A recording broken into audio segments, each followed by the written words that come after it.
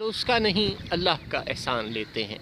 وہ منت سے نہیں مانا تو منت مان لیتے ہیں۔ بسم اللہ الرحمن الرحیم۔ ناظرین اکرام السلام علیکم۔ سید مبارک شاہ صاحب نے بھی غالباً یہ شعر کسی ایسے ہی موقع پر کہا ہوگا کہ جیسی صورتحال میں آج پاکستانی عوام مبتلا ہے۔ ناظرین کرام، جب اپیل، درخواست، دھونس، دھمکی، زور، زبردستی، احتجاج، پریس کانفرنس، سوشل میڈیا کے trends, T V talk shows کی چیخ چنگھاڑ، سب کچھ جواب دے جائے تو پھر دو ہی راستے بچتے ہیں پاکستان جیسے غریب ملکوں کی مجبور عوام کے پاس، یا تو یہ کہ وہ کسی غیر آئینی کسی چور دروازے کی جانب دیکھنا شروع کر دیں کہ وہاں سے کوئی نام نہاد مسلح، کوئی نام نہاد مددگار آئے گا اور وہ ہماری مدد کرے گا، یا پھر دوسرا طریقہ یہ ہے کہ ہم پروردگار دو عالم سے دعا کے لیے اپنے ہاتھ اٹھا دیں اور اس سے درخواست کریں کہ یا اللہ تو جو ہے وہ اس مشکل میں ہماری مدد فرما۔ ہم بہت ذکر کر چکے، آپ کو جو لوگ اس چینل کے مستقل ویورز ہیں وہ جانتے ہیں کہ ہم نے بہت ذکر کیا کرونا وائرس کا، کرونا وائرس کے پاکستان میں پھیلاؤ کا، اور حکمرانوں سے بہت اپیل کی کہ وہ لاک ڈاؤن نہ کھولیں، وہ جو ہے اس وائرس کو کنٹرول کرنے کے لیے پرو ایکٹیولی بیہیو کریں۔ لیکن ہم نے دیکھا کہ ہماری تمام تر گزارشات اور کوششوں کے باوجود، اور پورے پاکستان کی تمام تر گزارشات اور کوششوں کے باوجود ہمارے حکمرانوں نے ہماری ایک نہیں سنی، اور آج پاکستان خاصی مایوس کن صورتحال میں مبتلا ہے۔ لیکن ابھی بھی ہم کہہ رہے ہیں کہ دنیا ہماری مثال کو فالو کر رہی ہے، جبکہ ورلڈ بینک ہمیں خط لکھ رہا ہے اور کہہ رہا ہے کہ تم لوگ جو ہو وہ نہ ٹیسٹنگ کیپیسٹی کو بڑھا سکے ہو، تمہاری ٹیسٹنگ کیپیسٹی بڑھنی چاہیے، تمہیں 2 ہفتے لاک ڈاؤن اور 2 ہفتے نرمی، 2 ہفتے لاک ڈاؤن اور 2 ہفتے نرمی کا اصول فوری طور پر اپنا لینا چاہیے اور سخت لاک ڈاؤن کرنا چاہیے، اور تمہارے ہسپتالوں میں جگہ نہیں ہے مریضوں کو کے علاج کی، اور تم خطرناک صورتحال کی طرف اپنے ملک کو لے جا چکے ہو، لہٰذا ہوش کر لو۔ اور ہانگ کانگ کا جو اسٹڈی گروپ ہے وہ بھی جو ماہرین پر مشتمل ہے وہ بھی یہ بتا رہا ہے کہ پاکستان ایشیا پیسیفک کا چوتھا خطرناک ترین ملک بن چکا ہے کرونا وائرس کے پھیلاؤ کے حوالے سے۔ وائرس جنگل کی آگ کی طرح ہمارے ملک میں پھیل رہا ہے، لیکن ہمارے جو حکمران ہیں وہ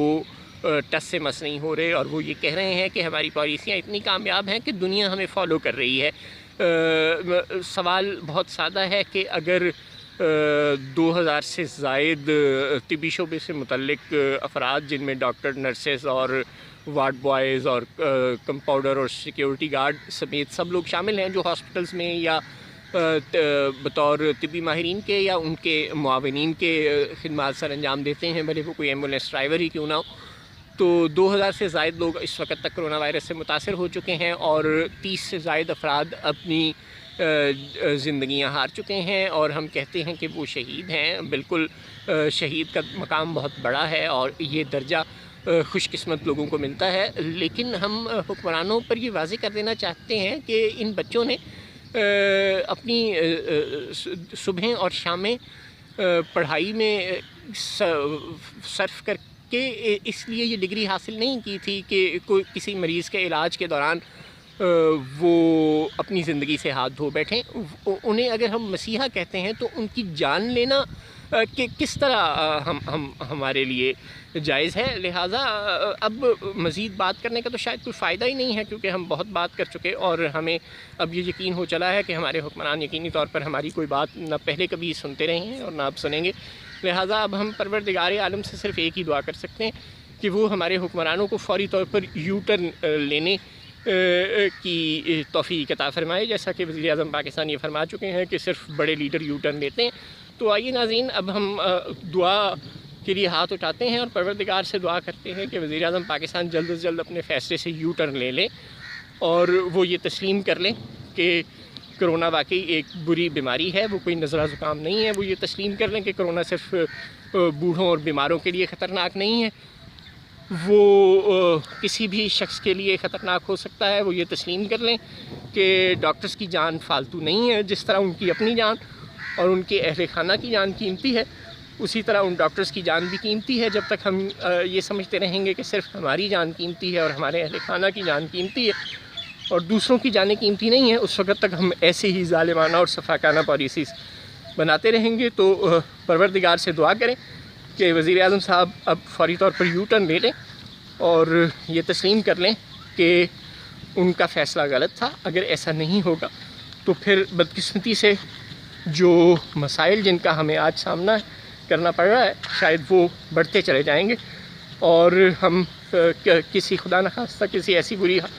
حالت سے دوچار ہو جائیں گے جیسی کہ ہم نے امریکہ اور یورپ کے کئی ملکوں میں دیکھی. تو یو ٹرن کے سوا اس وقت ہمارے پاس کوئی اور حل نہیں رہ گیا.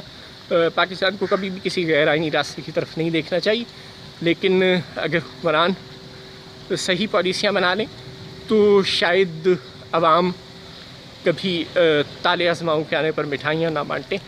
بلکہ ان کا ویسے ہی استقبال کریں جیسا کہ